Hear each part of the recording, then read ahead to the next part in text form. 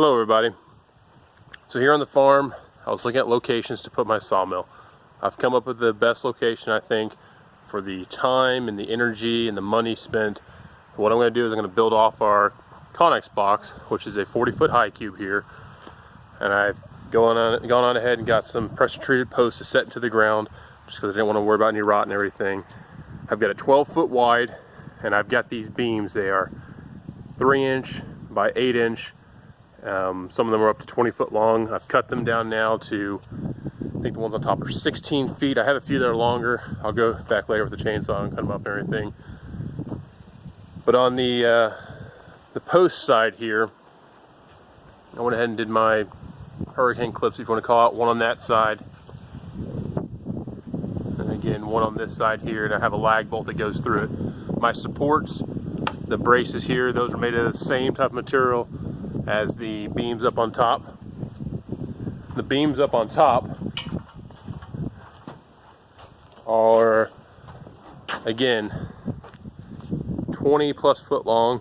My opening over here on this side, on the left hand side, is 18 foot long, or 19 foot long, and this one here is slightly greater than 20.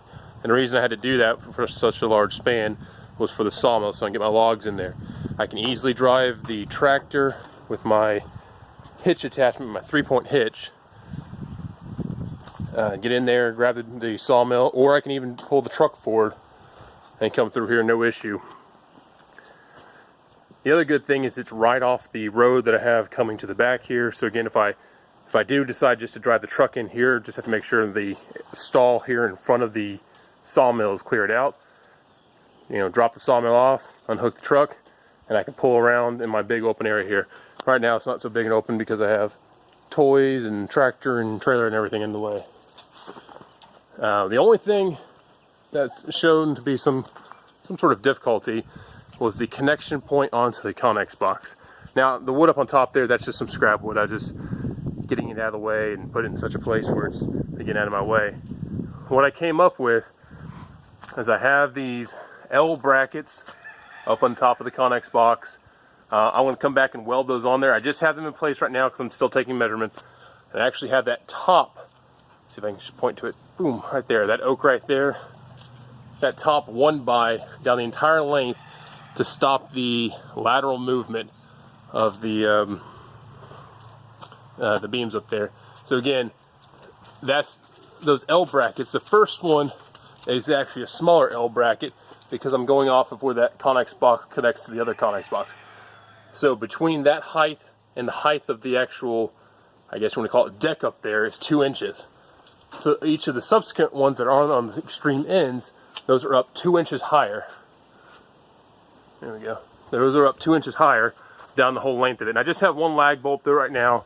I'll go back and put some more in there, but it's just, again, a placeholder.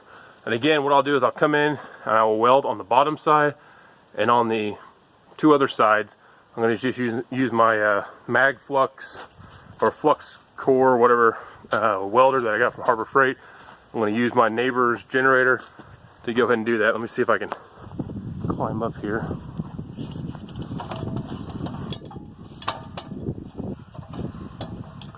So again, this first one here is a smaller bracket than the rest of them, but they're all about the same height. Looks pretty good. So those are my main rafters. They're again the 3x8s that are the same as the posts, or the supports that are on top of these posts.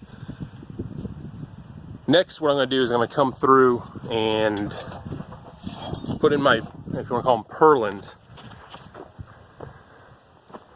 There's a mess back here right now. I've got crap everywhere, but between these is 10 foot wide, these rafters here. So I'm going to come in with purlins. I think I came up with 5 per each set of rafters. It's 10 foot wide. I'm going to make them flush with the actual rafters on top. And since I don't have anything on top here and we don't have to worry about snow loads, I'm just going to put the tent up there and be done with it.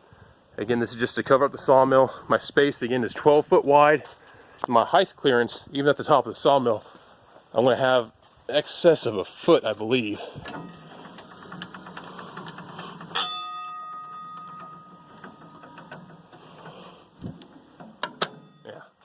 So even at the absolute height of, I think I can go up a little bit higher, but my screws are undecided, but I'll have more than a foot of clearance. So I should be able to put any log that I want onto here and still cut it no problem. Even my water tank, I got clearance there. So plenty of height. I may even be able to get, you know, like a trailer like I have there in front, an enclosed trailer, or even a horse trailer underneath here. I did have to dig out the floor here, level it off. I do have a large gap here, or not gap, but ridge if you want to call it. I'll come back by with the tractor after I move the sawmill out here and clean it up. But other than that, I think this will work. Material wise, I already had those large beams. My dad actually got those. I think they were a telephone pole or some type of piling that someone had cut up on a sawmill. And again, the longest one I had was 24 foot. The one that's over here currently, boom, that one right there, I believe it's 22 foot long and have a little bit of overhang. Very stout. I don't think I have any issues with those. I don't even show any sagging right now, and once I put those other logs on there, those purlins, I think that'll be good. But again, I'll do my connections, put my purlins up, put the tin on, and I should be good to go, ready to be cutting wood in the rain. I can have my log pile here next to the sawmill. It'd be nice. But the other thing I was going to say is my slope, it's not much. I think I drop about 6 inches over that 12-foot span. But again, all I have to worry about is rain. We don't have a snow load here. I am going to get up there before I put the roof and take a few of those branches out. It is a live oak. I'm not really too worried about it falling.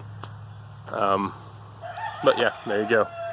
Hopefully this is helpful, and I'll keep you appraised of the progress. Just something we're doing here on the farm.